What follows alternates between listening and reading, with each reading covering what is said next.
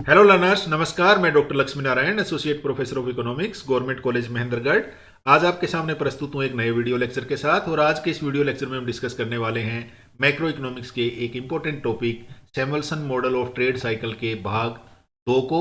जैसा कि हमने Samuelson model of trade cycle के भाग 1 में डिस्कस किया था कि सैमुअल्सन का ट्रेड साइकिल मॉडल है क्या, किस तरीके से ये मॉडल ऑटोनोमस इन्वेस्टमेंट और इंड्यूस्ड इन्वेस्टमेंट में अंतर और मल्टीप्लायर और एक्सीलरेटर की जो प्रोसेस है उसके फलस्वरूप अर्थव्यवस्था में होने वाले आर्थिक उतार चढ़ावों की व्याख्या करता है और उस अंतर क्रिया को किस तरीके से हमें बताता है। उसकी जो बेसिक मैथमेटिकल इक्वेशन थी, जो रिलेशनशिप की between Y C I and G, या between alpha beta Y and I, इनकी जो रिलेशनशिप है उसको किस तरीके से एक्सप्लेन करता है, ये हमने भाग 1 में डिस्कस किया था।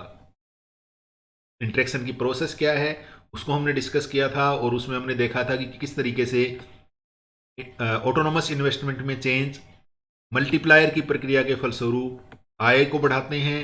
आय में होने वाली वृद्धि के फलस्वरूप उपभोग में जो वृद्धि होती है उसके फलस्वरूप किस तरीके से इंड्यूस्ड इन्वेस्टमेंट बढ़ता है और एक्सीलेटर जो है वो काम करता है, जिसके फलस्वरूप आय का स्तर है वो कई गुना अधिक बढ़ जाता है।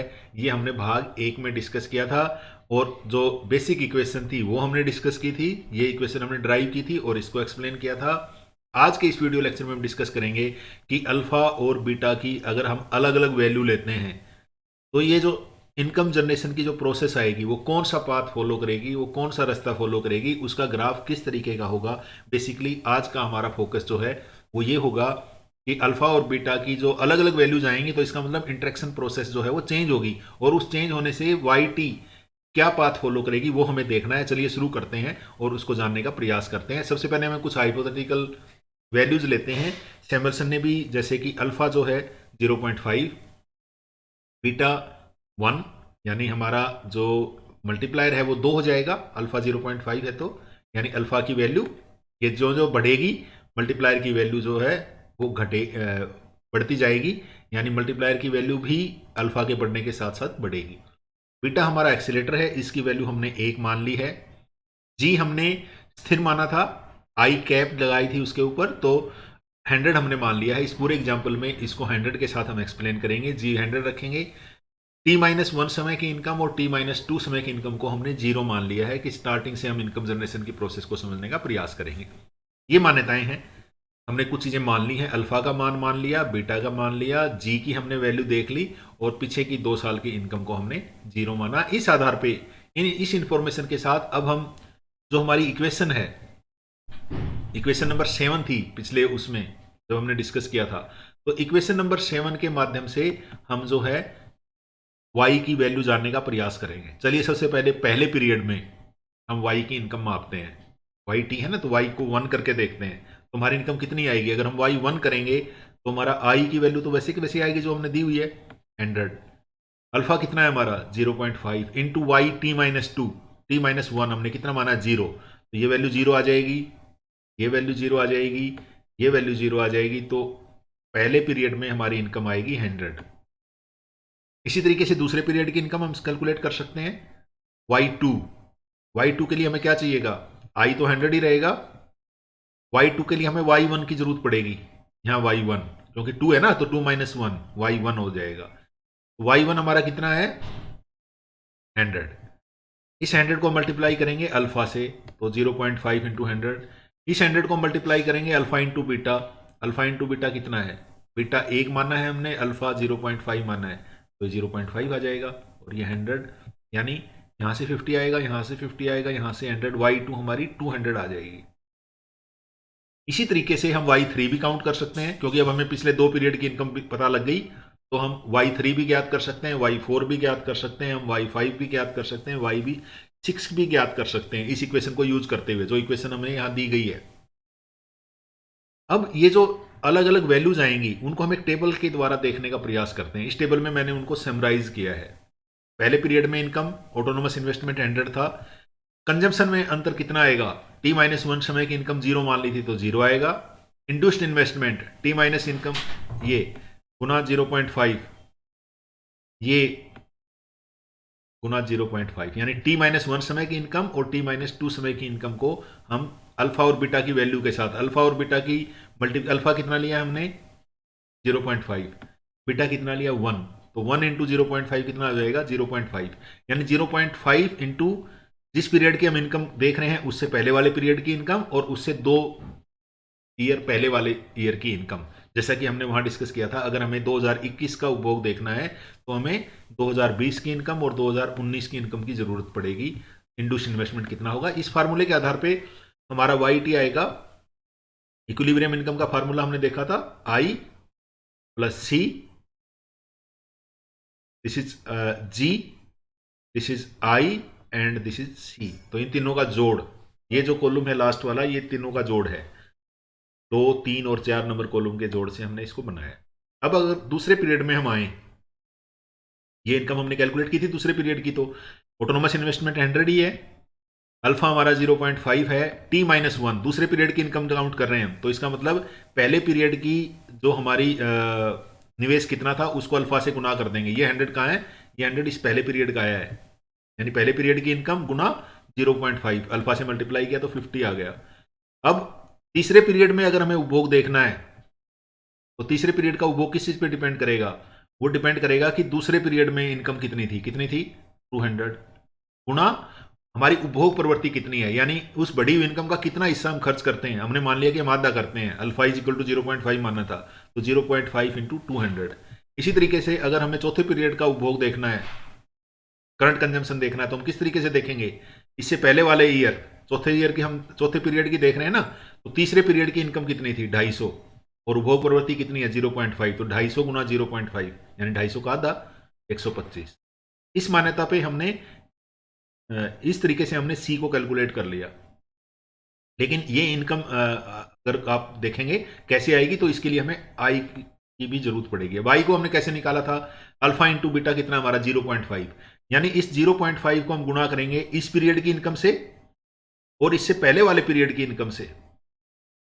क्लियर है, यानी जो बीटा और अल्फा है ये वाई टी माइनस, यानी मान लो हम तीसरे पीरियड का आई निकालना चाहते हैं, इंड्यूस्ड इन्वेस्टमेंट निकालना चाहते हैं, तो वो किस तरीके से निकलेगा, हमने क्या करना है, जो दूसरे पीरियड की इनकम है उसको अल्फा बीटा का जो मान आएगा, अल्फा इंटू बीटा का मान आएगा, उससे गुणा करना है, उसमें से घटा देना है उससे पहले वाले पीरियड की, यानी इनकम में चेंजेस कितने हुए। बेसिकली ये क्या है, ये इस इनकम में होने वाले चेंजेस हैं। 100 से 200 हुआ तो चेंज कितना हुआ इनकम में 100, तो 100 को हमने अल्फा बीटा से गुणा कर देना है 0.5। इसी तरीके से अगर हमें चौथे पीरियड की निकालनी है तो हमें क्या करना है, इस पीरियड की डेल्टा वाई देखनी पड़ेगी। अगर हम चौथे पीरियड की निकालते हैं तो तीसरे पीरियड में डेल्टा वाई कितनी थी 250 और 200 का अंतर 50 हो गया ना, तो 50 का आधा 25। इसी तरीके से यहाँ पे डिफरेंस कितना है 0, तो ये 0 आ जाएगा, यानी कंजम्पशन का डिफरेंस जो है वो भी 0 है, डेल्टा सी भी 0 है और डेल्टा वाई t-1 भी 0 है।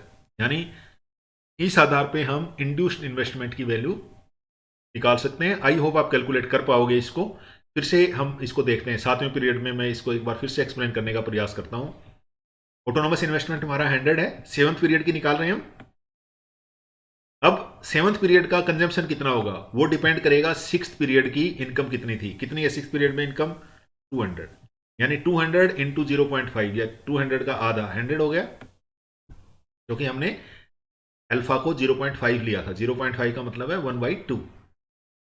सी हमारा एक्सप्लेन हो गया 7th पीरियड में। अब हमें आई देखना है 7th पीरियड में कितना होगा।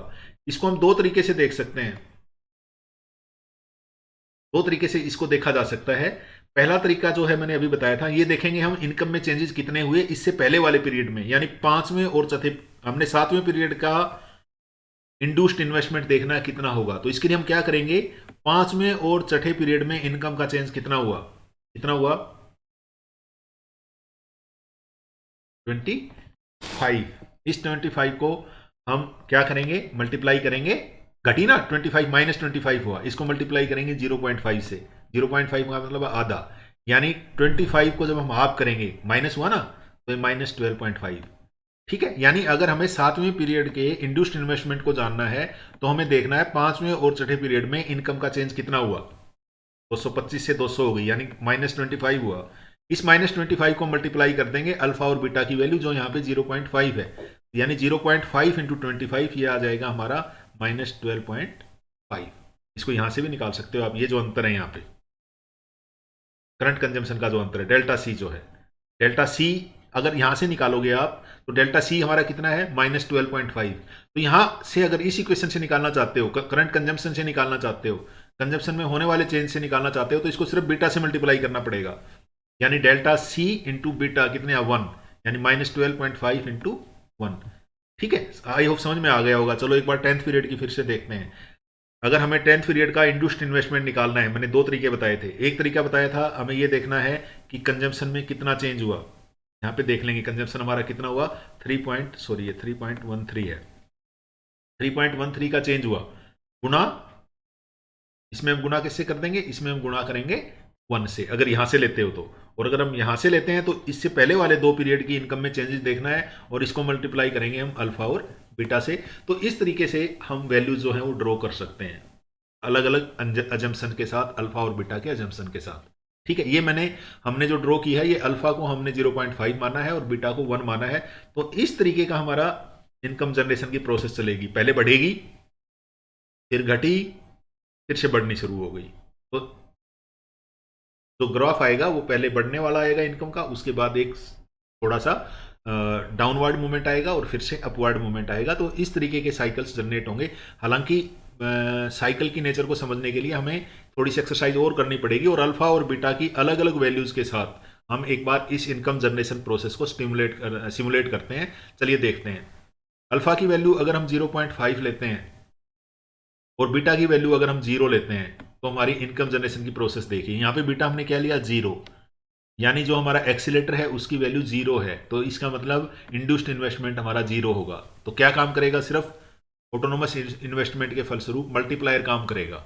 और मल्टीप्लायर की वैल्यू हमें पता है कि अगर इन्वेस्टमेंट कितना बढ़ा, 100 करोड़ रुपए इन्वेस्टमेंट बढ़ा, तो उसके कारण अल्फा कितना है 0.5 और एमपीसी मल्टीप्लायर कितना हो जाएगा 1/1 माइनस अल्फा, यानी 2 वैल्यू आएगी। अगर 0.5 है तो मल्टीप्लायर 2 होगा, यानी इनकम जो है वो सीधी बढ़ के 2 टाइम्स बढ़ जाएगी और वो खत्म हो जाएगी इन अलग अलग पीरियड में। 9-10 पीरियड के बाद जो इनकम है वो जो नया लेवल है उस पर स्टेबल हो जाएगी। यानी अगर हम बीटा की वैल्यू 0 लेते हैं और केवल मल्टीप्लायर काम करता है, जैसा कि केन्स ने बताया था, तो 100 करोड़ रुपीज इन्वेस्टमेंट में वृद्धि के फलस्वरूप हमारी इनकम जो है वो डबल हो जाएगी और एक पीरियड के बाद वो फिर स्टेबल हो जाएगी वहां पर, क्योंकि एक्सीलेटर काम नहीं करता है। ठीक है, दूसरा हमने एग्जाम्पल लिया है, अल्फा हमने 0.5 लिया और बीटा को हमने 2 लिया है। तो उस कंडीशन में हमारा जो इनकम जनरेशन की प्रोसेस देखिए, बढ़ी, उसके बाद कम होनी शुरू हो गई, नेगेटिव टेरिटरी में गई, उसके बाद फिर से पॉजिटिव टेरिटरी में आ रही है अगर हमने बीटा की वैल्यू 2 ली तो। इसी तरीके से अगर हम अल्फा की वैल्यू 0.6 लेते हैं और बीटा की 2 लेते हैं, फिर से इनकम जनरेशन प्रोसेस देखिए, बढ़ेगी, उसके बाद कम होनी शुरू हुई, फिर नेगेटिव टेरिटरी में गई, 9 पीरियड तक का हमने लिया है। अगर हम अल्फा की वैल्यू हाई लेते हैं 0.8, यानी मल्टीप्लायर भी हाई है, और बीटा की वैल्यू हम 4 लेते हैं, यानी एक्सीलेटर भी हाई है। अगर दोनों हाई हैं तो इनकम जनरेशन की प्रोसेस देखिए एकदम जो प्रोसेस है वो तेजी से शूट अप करती है। देखिए यहाँ पे बहुत तेजी से इनकम जो है वो बढ़नी शुरू हो जाती है और एक बार एक्सप्लोड होती है इनकम, पूरी तेजी से इनकम बढ़ती है।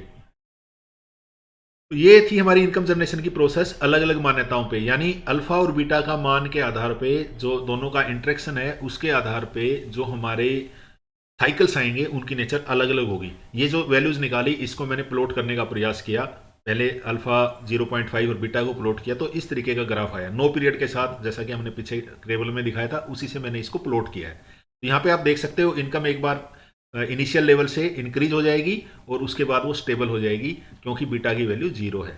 अगर हमने अल्फा 0.5 और बीटा 2 लिया तो इस तरीके का साइकिल हमें दिखाई दिया, और जब हम 0.6 और 2 लेते हैं तो साइकिल की शेप लगभग ऑलमोस्ट सेम है, लेकिन इसका जो एम्पलीट्यूड है, यहाँ पे 400 तक इनकम बढ़ी थी, 0.5 लिया था तो यहाँ पे हमारी जो है लगभग 663 थी एग्जैक्टली, तो वो हमारी वैल्यू आई थी। इसी तरीके से जो हमने 0.8 और 4 को प्लॉट किया तो जो हमारा इनकम जनरेशन का पाथ था वो एक्सप्लोडिंग था, एकदम इनकम तेजी से बढ़ी थी।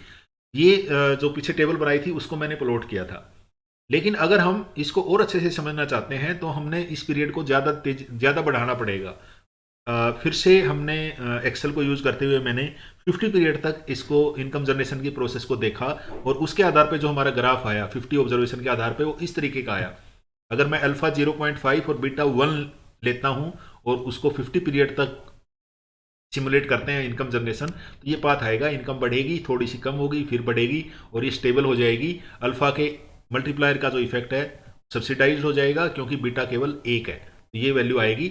ये वैल्यू वो है जो हमने अभी फर्स्ट जो डिटेल्ड कैलकुलेशन की थी अल्फा 0.5 और बीटा 1 के साथ। तो इस तरीके की इनकम जनरेशन प्रोसेस यहाँ पे जनरेट होगी। पहले बढ़ी थी, फिर घट गई थी, 183 तक आई थी, उसके बाद फिर बढ़ गई, फिर थोड़ी सी घटेगी और एक पीरियड के बाद वो स्टेबल हो जाएगी, उसका इफेक्ट खत्म हो जाएगा लगभग। यहाँ आते आते उसका जो इफेक्ट है, साइकिल्स जो हैं वो डाई डाउन हो जाएंगे। तो ये साइकिल्स पाथ है बेसिकली। अगर हमने अल्फा की वैल्यू 0.5 और बीटा की वैल्यू 2 ली तो किस तरीके के साइकिल्स आएंगे? इस तरीके के साइकिल्स आएंगे, रेगुलर साइकिल्स आएंगे जब हमने बीटा की वैल्यू 2 और अल्फा की वैल्यू 0.5 ली।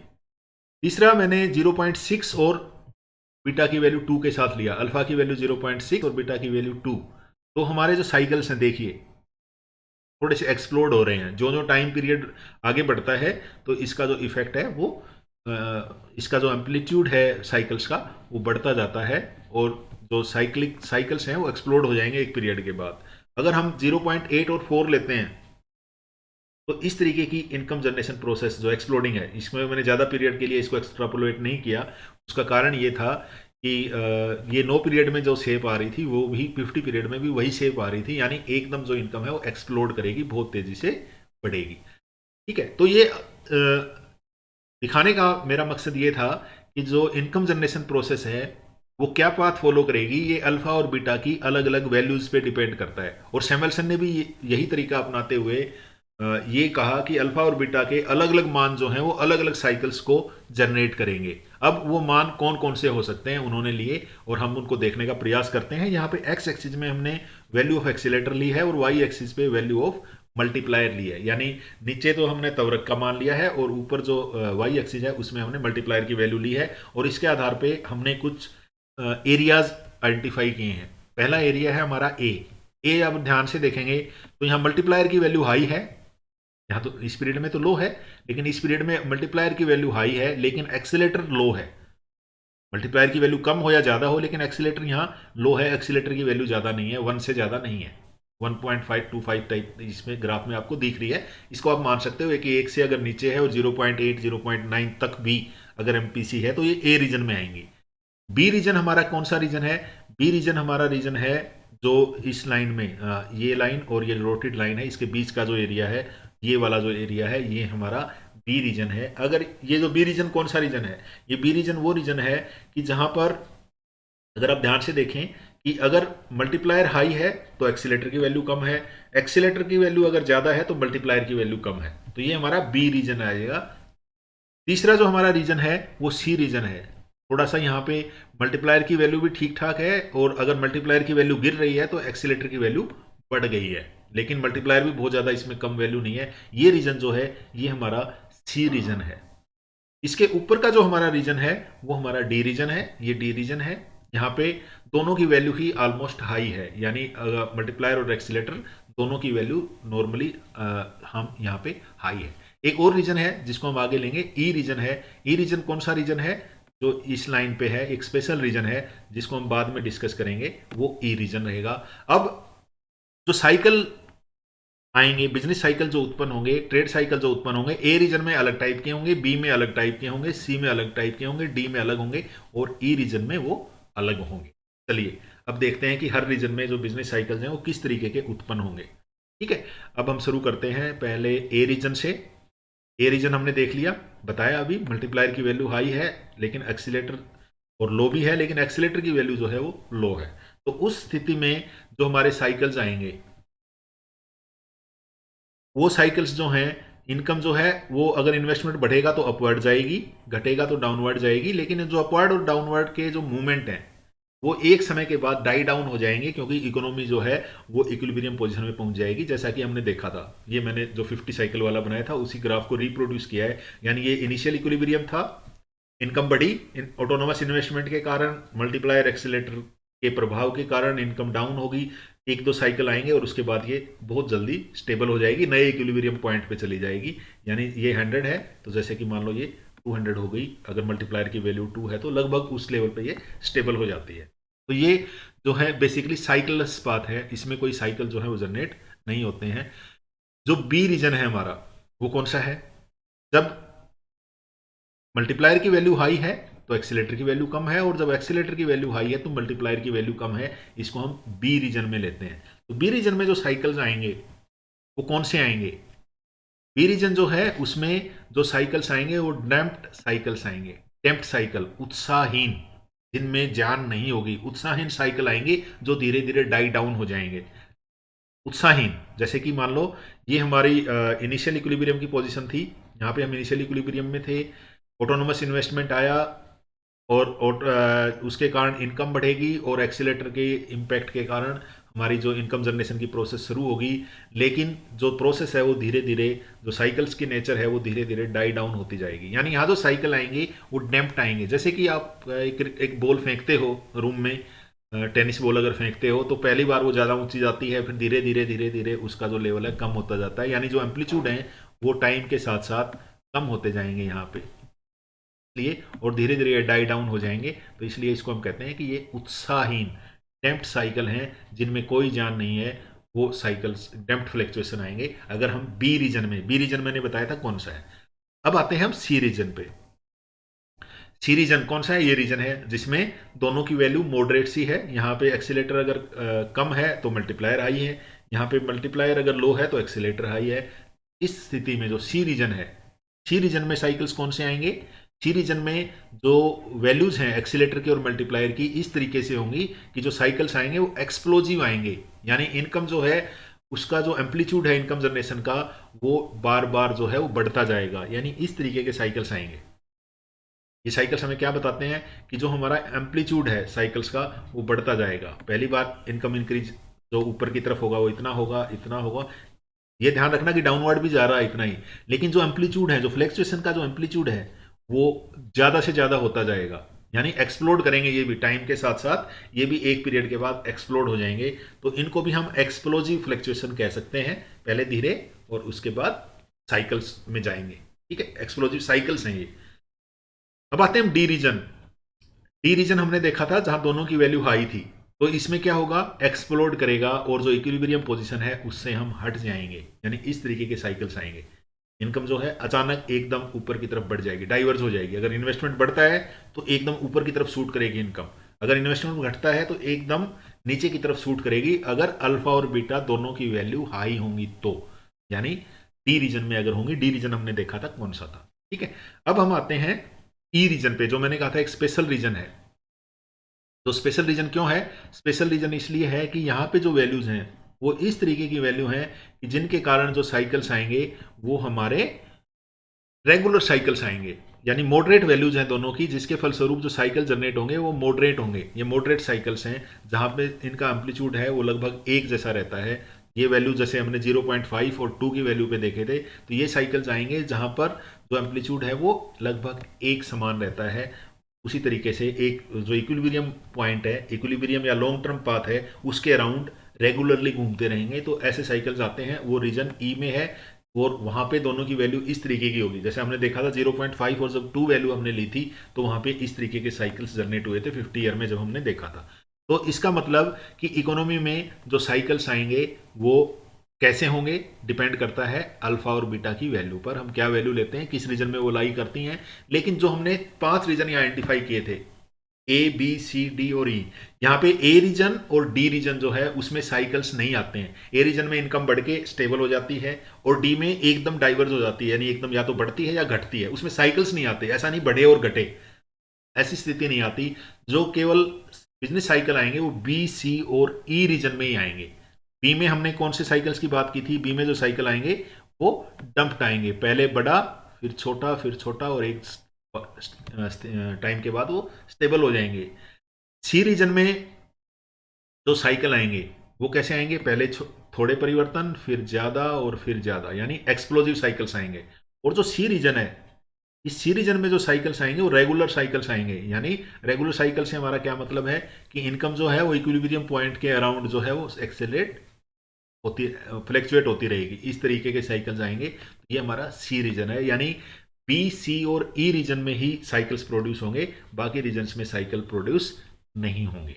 चलिए, ये थी हमारे अलग अलग अल्फा और बीटा की वैल्यू के साथ, यानी मल्टीप्लायर और एक्सीलेटर की अलग अलग वैल्यू। यहां देखना, जो मल्टीप्लायर है यहाँ पे हमने अल्फा की वैल्यूज ली हैं, यहाँ पे मल्टीप्लायर का मान एज सच नहीं लिया है, और यहाँ पे हमने वैल्यू ऑफ एक्सीलेटर्स ली हैं। आप इस अल्फा की वैल्यूज के साथ आप वैल्यू ऑफ मल्टीप्लायर निकाल सकते हैं। तो ये कुछ रीजन्स थे जिनके आधार पे हमने देखा कि अलग अलग रीजन्स में किस तरीके के साइकिल्स आएंगे। अब ये जो सैमुअल्सन का मॉडल है, इसकी कुछ लिमिटेशंस हैं, कुछ सीमितताएं हैं, उनको हम डिस्कस कर लेते हैं। पहला तो ये है कि जो आलोचक हैं वो इस मॉडल की इस आधार पे आलोचना करते हैं कि ये मॉडल जो है ये बहुत साधारण मॉडल है, बहुत सिंपल मॉडल है। वास्तव में जो व्यापार चक्र हैं वो बहुत ही जटिल घटनाएं हैं। ये केवल एक मैथमेटिकल मॉडल के द्वारा इसको एक्सप्लेन करने का प्रयास करता है, तो सही नहीं है, क्योंकि इसके अजम्पशन जो हैं वो बहुत सिंप्लीफाइड हैं। वास्तव में वास्तविक जीवन में वो इतने सिंप्लीफाइड अजम्पशंस हमें देखने को नहीं मिलते हैं। अब सैमुअल्सन का जो रोल ऑफ मल्टीप्लायर और एक्सीलेटर पे स्ट्रेस था, उसने कहा था कि इसके कारण जो है ये बिजनेस साइकिल आते हैं। लेकिन बहुत सारे अर्थशास्त्रियों का ये मानना है कि ये जो थ्योरी है, जो मल्टीप्लायर एक्सीलेशन इंट्रैक्शन की थ्योरी है, ये व्यापार चक्रों के बहुत सारे इंपॉर्टेंट फैक्टर्स हैं उनको एक्सप्लेन नहीं करती है। जैसे कि एक्सपेक्टेशंस का रोल है, प्रोड्यूसर्स और बिजनेसमैन की साइकोलॉजी में चेंजेस हैं, कंज्यूमर की टेस्ट और प्रेफरेंसेस में चेंजेस आते हैं, और बहुत सारे एक्सोजीनियस फैक्टर्स हो सकते हैं। वार है, आपका फ्लड है, आपका ड्रोट्स हैं, अकाल जो है, उनके प्रभाव को ये व्यापार चक्र शामिल नहीं करता है। इसके बाद इस मॉडल की एक बहुत बड़ी आलोचना है कि ये मॉडल जो है कैपिटल आउटपुट रेशियो को स्थिर मानता है। यानी जो बीटा की वैल्यू है वो स्थिर मानी हुई थी, हमने अगर एक ली तो एक ही रखी पूरे मॉडल में, दो ली तो दो रखी, और पांच ली तो पांच रखी। इसका मतलब ये जो मॉडल है ये कैपिटल आउटपुट रेशियो को स्थिर मानता है, लेकिन बहुत सारे चांसेस हैं कि एक्सपेंशन और डिप्रेशन में कैपिटल आउटपुट रेशियो चेंज होता है, वो स्थिर नहीं रहता है। ये भी इसकी एक बड़ी आलोचना है। इसके बाद रियल वर्ल्ड के जो एक्सपीरियंस हैं वो इन साइकिल पैटर्न्स को हमें नहीं दर्शाते। यानी कोई भी ऐसी इकोनॉमी नहीं है जो एक्सप्लोड कर गई हो, यानी साइक्लिक अगर इनकम जो है वो बहुत तेजी से बढ़ गई हो, ऐसी कोई इकोनॉमी वर्ल्ड में देखने को नहीं मिलती है। इन सारी कमियों के बावजूद सैमुअल्सन का मॉडल जो है वो आज भी रेलिवेंट है, क्योंकि इसकी जो बहुत बड़ी उपलब्धि है वो केंसियन की मल्टीप्लायर थ्योरी और क्लार्क का एक्सीलरेशन प्रिंसिपल दोनों का एक साथ मिलना है, मिलाना है, जिसके कारण काफ़ी हद तक जो बिजनेस साइकिल के फ्लैक्चुएशन है उनको एक्सप्लेन किया जा सकता है। ये इस मॉडल की कुछ लिमिटेशंस हमने देखी। अब हम देखते हैं कुछ एमसीक्यू क्वेश्चन जिनके द्वारा हम जानने का प्रयास करते हैं कि इस टॉपिक की हमारी अंडरस्टैंडिंग कितनी है। पहला क्वेश्चन हो सकता है, multiplier accelerator interaction model of trade cycle is given by. पता है हमें किसने दिया था? पॉल सैमुअल्सन ने। अभी भी पढ़ा है हमने कि multiplier accelerator interaction model was given by Paul Samuelson. Simple multiplier का फार्मूला क्या हो सकता है? 1/1 माइनस एमपीएस, 1/1 माइनस एमपीसी, 1/एमपीएस और 1/एमपीएस प्लस एमपीसी। कौन सा सही होगा? बिल्कुल सही सोचा आपने कि 1/1 माइनस अल्फा यानी 1 माइनस एमपीसी। आंसर होगा B. Accelerator is most closely related to inventories, interest rate, induced investment और आइडियल कैपेसिटी। क्या आएगा आंसर? इंड्यूस्ड इन्वेस्टमेंट, क्योंकि एक्सीलेटर का संबंध जो है वो इंड्यूस्ड इन्वेस्टमेंट से है। इंड्यूस्ड इन्वेस्टमेंट क्या है? प्रेरित निवेश, यानी जो लाभ और इनकम के बढ़ने पे किया जाता है, लाभ की प्राप्ति के उद्देश्य से किया जाता है, और इनकम के बढ़ने से जो बढ़ता है और इनकम के घटने से घटता है। Combined effect of both multiplier and accelerator is called. दोनों दोनों का जो मल्टीप्लायर और एक्सीलेटर का इंट्रैक्शन जो उन्होंने बताया था, कंबाइंड इफेक्ट बताया था, उसका एक नाम और है। कौन सा है? Super multiplier effect, super income boost effect, leverage effect और super effect. Correct answer is super multiplier effect, यानी इसको कई बार हम सुपर एक्सीलेटर इफेक्ट भी कह देते हैं। यानी मल्टीप्लायर और एक्सीलेटर दोनों की वैल्यू 1 माइनस बी थी ना मल्टीप्लायर, अब 1 माइनस बी में से कुछ और माइनस होगा, ठीक है। तो वो और जो माइनस होगा वो यहाँ पे लेंगे तो इस मल्टीप्लायर का सुपर मल्टीप्लायर बन जाएगा। तो दोनों जब साथ काम करेंगे मल्टीप्लायर और accelerator, that would be super multiplier effect. Answer would be A. Values of के और बी साइक्लिक पाथ फॉलो करती हैं, एक्सप्लोजिव साइकिल पाथ फॉलो करती हैं। किस वैल्यूज पे एक्सप्लोजिव साइकिल आएगा? ठीक है, एक्सप्लोजिव साइकिल्स किस वैल्यूज पे आएगा? बेसिकली आंसर हमारा ए है, K2 और बीटा 4 होगा तो एक्सप्लोजिव आएंगे। हालांकि यहाँ पे भी एक्सप्लोजिव आ सकते हैं K2 और के साथ भी। व्हाट आर द, ये 0.5 है ना, K2 का मतलब है MP अल्फा जो है 0.5, तो 0.5 और 3 में भी हम एक्सप्लोजिव एक्सपेक्ट नहीं करते हैं। वो ज़्यादा से ज़्यादा रेगुलर हो सकते हैं, लेकिन 4 पे हमारे एक्सप्लोजिव साइकिल्स आएंगे। सबसे ज़्यादा explosion beta is equal to 4 पे होगा।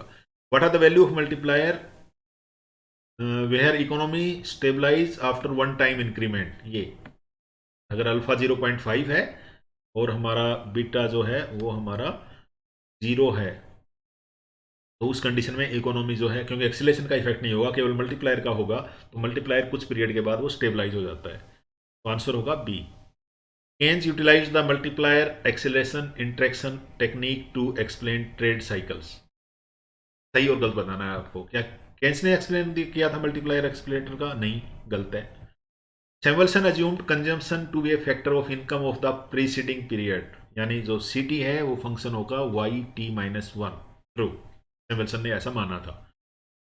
एक्सीलेटर के एप्लीकेशन के लिए उद्योगों में एक्सेस कैपेसिटी होनी जरूरी है। एक्सेस कैपेसिटी मैंने डिफाइन की थी, अगर 100 यूनिट का प्रोडक्शन कर सकती है कोई फर्म, कोई इंडस्ट्री, और 100 यूनिट का कर रही है, तो 20 यूनिट जो है उसके पास एडिशनल प्रोडक्शन कैपेसिटी है, जिसको हम एक्सेस कैपेसिटी कहते हैं। क्या एक्सीलेटर एक्सेस कैपेसिटी के होते हुए लागू होता है? नहीं, होते हुए लागू नहीं होता। अगर एक्सेस कैपेसिटी नहीं है ऐसा हमने अज्यूम कर लिया था, तो इसका आंसर होगा फॉल्स। तो ये कुछ इंपॉर्टेंट एमसीक्यू क्वेश्चन थे जिनके बेसिस पे हमने समझने का प्रयास किया कि हमारा मल्टीप्लायर एक्सीलेटर का मॉडल किस तरीके से काम करता है, किस तरीके से अल्फा और बीटा की अलग अलग वैल्यूज पे साइकिल्स जो है वो जनरेट होते हैं, उन साइकिल्स की शेप क्या होगी अलग अलग वैल्यूज के साथ, और किस तरीके से अलग अलग प्रकार के साइकिल्स आते हैं, और सैमुअलसन का मॉडल किस तरीके से उनको एक्सप्लेन करता है। आज के इस वीडियो लेक्चर में इतना ही। आपके धैर्यपूर्वक सुनने के लिए धन्यवाद।